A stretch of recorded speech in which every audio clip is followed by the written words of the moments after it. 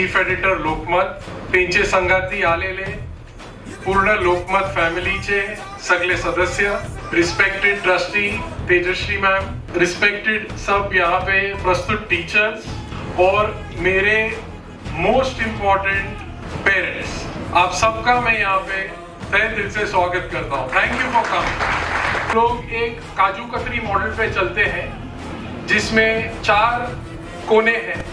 एक है हमारा केंद्र बिंदु बच्चा, दूसरा है हमारे माननीय शिक्षकगण, तीसरे है हमारे माननीय पेरेंट्स पालक और चौथे है मैनेजमेंट। मला एक चांगली गोष्ट सांगायची, मी शाळेत आल्यापासून बुद्धाजींनी मला जेवढ्या शिक्षकांना भेटवलं प्रत्येकाने सांगताना मला एक गोष्ट सांगितली की मी या शाळेत 20 वर्षापासून आहे, मी या शाळेत 25 वर्षापासून आहे। हे कधी होऊ शकतं, म्हणजे मी ज्या फील्डमध्ये आहे जर्नलिझमच्या, मी बघतो हल्ली नवीन पत्रकार कोणी भेटला की आम्ही त्याला विचारतो यावेळी आता कुठल्या पेपरमध्ये आहे। इतके लोक पटापट नोकऱ्या बदलतात, पण या संस्थेमध्ये इतकी वर्ष लोक काम करतायत, हे खरोखरच आनंदाची गोष्ट आहे। मी जेव्हा लोकमतमध्ये लागलो आणि आता मी जेव्हा सांगतो की मला लोकमतमध्ये 39 वर्ष झाली, लोकांना खरं वाटत नाही।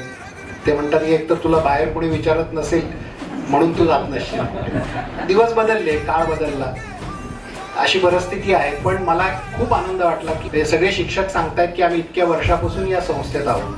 पण का मला एक सांगा की तुम्ही मुलगी तुमची घरी आल्यानंतर त्याला असं म्हणता का की चल आपण आता सिनेमाला जाऊ किंवा चल आपण बागेत जाऊ फिरायला, बागेत नाही थोडं पायी चक्कर मारून येऊ, मी आज हे पुस्तक वाचलंय, हे पुस्तक खूप चांगलं आहे, तू वाचलंस का?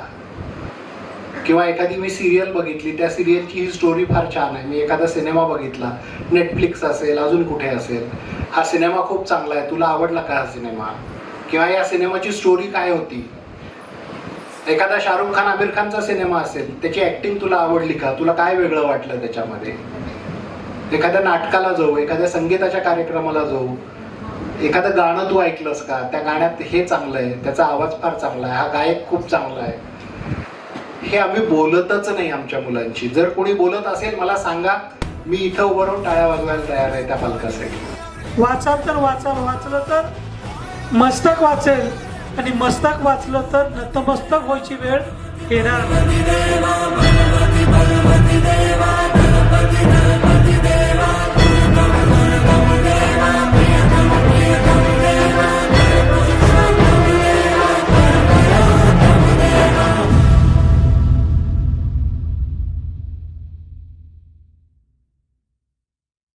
सर्वप्रथम मी सरांचा धन्यवाद करेन की तुम्ही पॅरेंट्सनाही चान्स देता इथे बोलण्यासाठी, त्याच्यासाठी धन्यवाद।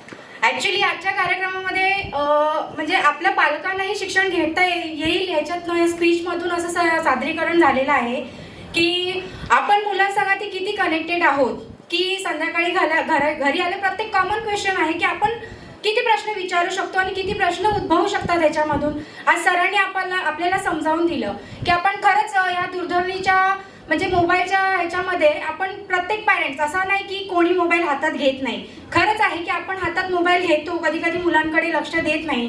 तर आज मी तरी घरी जाऊन हे विचार करणार आहे की मी माझ्या मुलाला प्रश्न करू की बाबा तू आज शाळेत काय केलं, किती विषयाचा अभ्यास केला, किंवा तुला माझ्याशी बोलूच वाटतं का, किंवा मी त्याच्याशी कन्व्हर्सेशन करेन की बाबा आपण काही मजेशीर वस्तू करू का, की आपण फिरायला जाऊ, सिनेमा बघू। खरंच आज सरांनी खूप छान शिक्षण दिलं इथे येऊन की तुम्ही शिका, आपल्या पालकांनाही शिकण्यासारखं ह्याच्यातनं खूप काही होतं।